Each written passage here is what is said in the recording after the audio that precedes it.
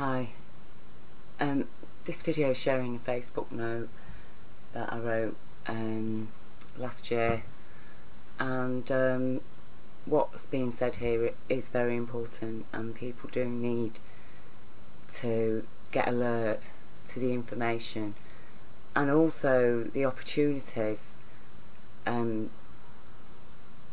the problems provide, because when we start addressing problems, then it's then that we realise the opportunities for positive change. And the thing is that we cannot deliver positive change because we can't adequately address problems unless we fully understand them. And the idea that we can ignore problems because we don't like thinking about the nature of those problems, and then we just gloss over the problem and deal with a very shallow understanding of the problem, you see, and then so the problem never gets actually resolved. So it's a bit like having an internal illness that is manifesting external symptoms. So you treat the symptoms, but you never really get to the true cause of the illness. And the thing is that the way this world's operating is it is creating that illness. It's creating an illness in people, and it's profiting from treating the symptoms, you see. And that's why the illness has been created in the first place, because it sustains a power structure that profits from treating the symptoms. Now, Fukushima is a symptom of an illness within human consciousness. Okay, so this Facebook note is important, and that's why I'm sharing it. So I'm going to read it, and this is also for the benefit of the blind.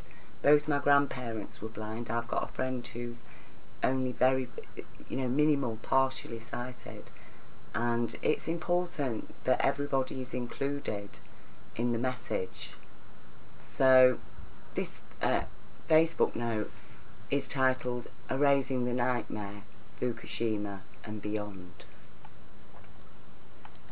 It's like a long drawn out sinking of the Titanic. Today the upper decks continue to dine and dance while the musicians play. The rumours are dismissed as fear-mongering until suddenly reality rushes in. We need to face this reality now, before things get worse. We need to get alert, to be prepared. How many nuclear power plants are in areas likely to suffer a natural disaster? Our planet is at very serious risk here, and we all need to lose the distractions and wake up to the stark facts, or else leave them for our children to face, if they survive. Fukushima is a nuclear holocaust. Tons of deadly MOX plutonium were projected into land, air and sea. 600 tons of nuclear fuel is melting into the earth beneath the foundations of Fukushima. According to TEPCO, it is missing. And I've shared quite a few links in this video. Trillions of becquerels in highly radioactive water are flowing into the Pacific Ocean every day. Marine life is rapidly declining. A form of viral interspecies cancer has mutated, very likely due to radiation, and is infecting all the sea creatures. And this is a quote from the Washington Post. All along the western Canadian coast, mussels are dying. Their blobby bodies are swollen by tumours. We still don't really know how the cancerous cells are spreading. We either learn from our errors or we don't. And we have been ignoring our errors and crimes for so long now. The time between dealing with the resulting problems or being extinguished by them is getting very short. We only have one planet. Money cannot buy us another. Look to the children. Don't they have a right to benefit from a safe and clean environment? Apparently they don't. We legally define our children as minor equals less important human beings. We are fortunate that the majority of other creatures on our planet do not follow the same attitude to their young, i.e. as a burden and byproduct of sex. For most creatures, producing young is the prime motive for sex, and in raising that young, every effort is given. Why do all those daddy penguins spend months in the snow and ice, huddled together, keeping their eggs warm, with their backs against the chilling storm? They love life, obviously. If those penguin dads ever turned around and said, "Screw this for a lark," and left their eggs to freeze, very soon there would be no penguins at all. Most humans are like the mummy and daddy penguins. They work hard for their young. Unfortunately, being a slave means most are being robbed of what they would naturally have to give as a parent, were they not struggling to survive in corporate captivity. Hard work is a distraction too. Things in the external world pass by unnoticed or ignored, like child abuse and the need for child protection directives, which are casually dismissed as a minor concern. Is losing the life of our Pacific Ocean because of one negligent nuclear corporation a minor concern too? We don't need to think about how it might happen again. Like we were told, we don't need to think about what we'll do in the event of a nuclear melt-through. All of a sudden, fish are dying by millions all over the planet. We don't just have one to deal with though, do we? There are three. Do you operate by blind belief, or do you look for evidence and data and then make up your mind about which way to go? Check the facts here. And this link just gives the honest facts about what's going on at Fukushima. While the media pundits waffle on about natural background radiation and naturally radioactive foods, they neglect to mention that natural background radiation is non-ionising, which means it can't get into our bodies and cause cell mutations. Radiation from a nuclear reactor is ionising, which means it is very highly charged and can penetrate our bodies and mutate our cells. It is for this reason that in areas of often even very high natural background radiation, cancers are rarely above average. It is for this reason that pregnant women are advised not to have even one X-ray. 10 full millisieverts of natural background radiation are nowhere near as dangerous as the 0.1 millisieverts of man-made radiation. 0.1 millisieverts equals one chest X-ray. Non-ionising radiation is a collective term for several types of radiation which are not harmful. Non-ionising radiation cannot cause ionisation in biological systems, body cells, even at very high intensity levels. This is the major difference with ionising radiation. Check the facts here. All X-rays and gamma rays are ionising radiation. All forms of nuclear radiation are also ionising radiation because of their extremely high energies. Again, another link. It's no good worrying about the impacts of it on our health now. We've got to live with those risks. We're probably all damaged by the fallout in the Northern Hemisphere anyway. What we need to do is utilise our numbers now while we're still fit and healthy, and set about cleaning our planet up and setting many other things right for the next generation in the process. The global elites have been having one huge and riotous party, like life was created purely to satisfy their every fantasy, no matter how depraved.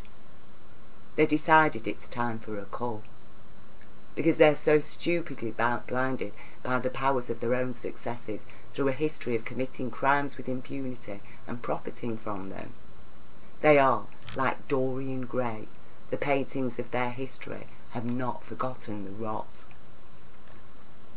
If we the people fail to take action now, what future is there? Someone somewhere has to make sense, and we need to live by that sense. Imagine a will that read, "I leave the contents of my lavatory and waste bins too."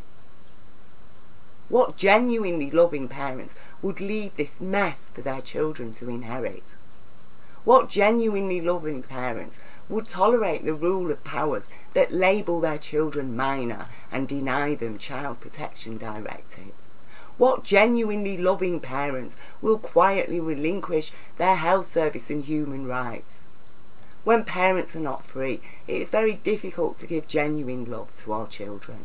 Relations are tense and stressful, time is always short, money is always tight, we don't really understand our own needs, never mind our children's needs. Parents are burdened with self-recrimination and guilt. We are like the albatrosses, feeding our young plastic while believing it is nutritious food. As we give, so too we receive.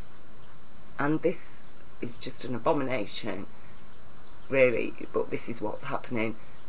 You can see the albatross chick is just full of plastic bits that are floating about on the sea surface because these birds have evolved biologically to understand that stuff that floats on the sea surface is food. And they pick it up and they feed the chicks, and the chicks are all dying. We are like animals bred in a zoo, who have forgotten how it feels to truly live in a caring, sharing, humane community.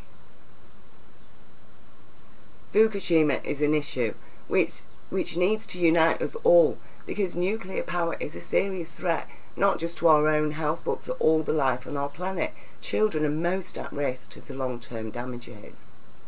We need to get sane and focus our attention on where problems are most severe.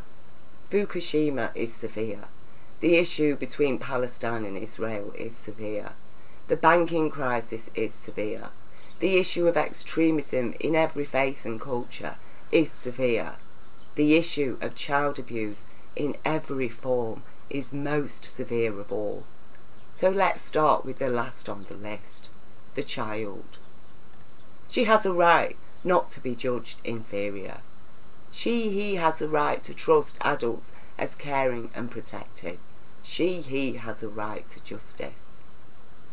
Justice includes a fair inheritance, yet our children are expected to inherit not wealth, but a huge unrepayable debt, 3 ongoing nuclear melt-throughs, and while financial, political and military and religious extremists, many of whom are known to be pedo-sadists, control every aspect of our lives. The global corporations really don't care about our children. They just use our children to earn profits. They expect the workforce to pay on their meagre wages all the costs and heartaches of raising a child, so she can then earn profits for the corporations, many of which continue for centuries while each generation is born into their death grip / mortgages.